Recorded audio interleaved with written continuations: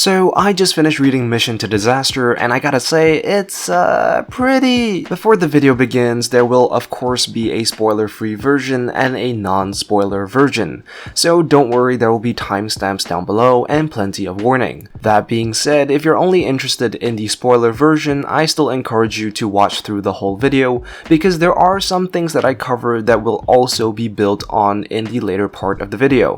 So let's begin. Mission to Disaster is a pretty straightforward book as can be expected from a book targeting younger audiences, but as you might know, I was a fan of Justina Ireland's A Test of Courage, so I was really looking forward to this one, and boy, I was not disappointed.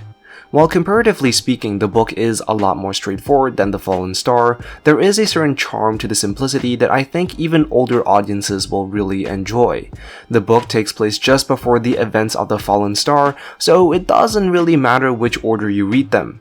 The book follows more or less the same characters as in The Test of Courage, and it was really nice to see their character growth over the course of these stories.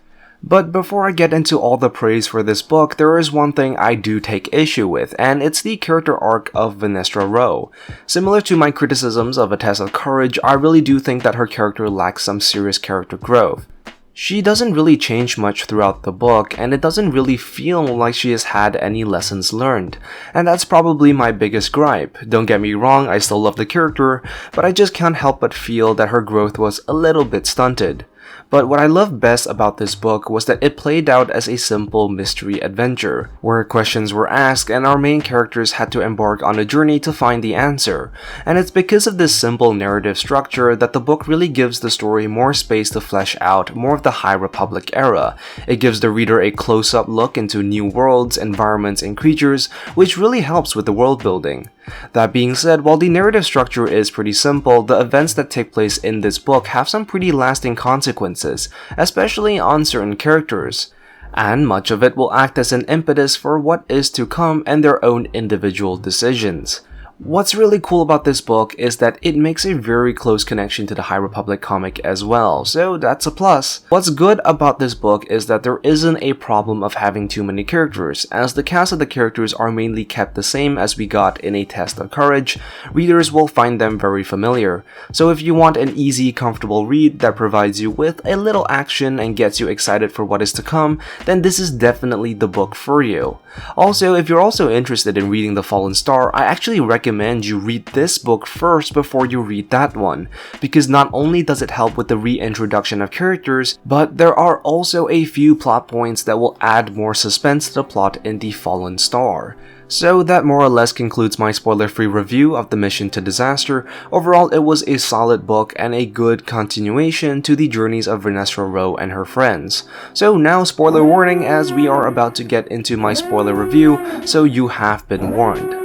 Firstly, it was incredibly exciting that the adventure took us to Dalna. Ever since A Test of Courage, I have always been somewhat curious about what the planet was like, and Honesty Web showing up was a big plus too. I have to say that Avon was probably the most interesting character here, especially when she was kidnapped by the Nile. As a reader, you watch her learn and grow and use her talents to her own advantage.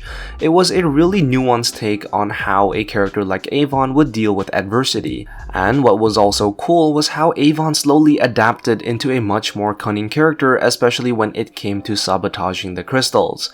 Having Avon constantly try and come up with something really puts a lot of agency in her character, and it's something I'm really glad Justina Ireland included, because it would have been so boring had she just waited to be rescued. Imri also had a very interesting character arc that I think really grew from where he started in A Test of Courage. It was really fascinating to see his character grow in confidence in both his abilities and spirit. We also got introduced to new Nile characters Tempest Rana Karasu and Dr. Mkampa, which was pretty cool as well. Other stories have primarily kept their focus on Martian Rowe and other more popular villain characters, so it's really nice to know that there are still agents of the Nile that we have yet to be introduced to, albeit minor ones. But I think the best part of the book is the way in which the book left off. There were so many lingering questions, like was Imri and Avon on the Starlight Beacon when the events of the Fallen Star took place? That was a pretty worrying question that I had. Okay, so for this next part, there are some spoilers for The Fallen Star, so please make sure you've read it before listening to this, because there are some pretty serious spoilers here. So please make sure you jump off if you haven't finished reading yet. I gotta say, Ghirra Staros is like the worst mother ever. Not only is she a traitor to the Republic, but the fact that she couldn't even keep her daughter safe from the Nile, who she is also working for, is just simply incompetent. Not to mention, if Avon was still on the Starlight Beacon when the events of the Fallen Star took place, then the worst mom in the galaxy award definitely goes to her. But I have to say, when Avon picks up on the fact that her mother knows about Dr. Umkampa before Avon even told her about anything, was super exciting, and I think that journey of discovering that her mother is an agent of the Nile is going to be a really heartbreaking one. So I really look forward to that. Also, the fact that Vernestra will be a part of the Jedi contingent that will attack the Nile Hall is going to be super exciting. And I think we will get to see that in issue 13 of the High Republic comics, so that is another thing to look forward to. Anyways, that's all for this video. Be sure to leave a comment down below to let me know what you think about this book. Also, make sure you leave plenty of spoiler warnings if you're going to reveal something about this book. As always, be sure to like and subscribe, and I will see you in the next one. I am the Lost Acolyte, and I have spoken.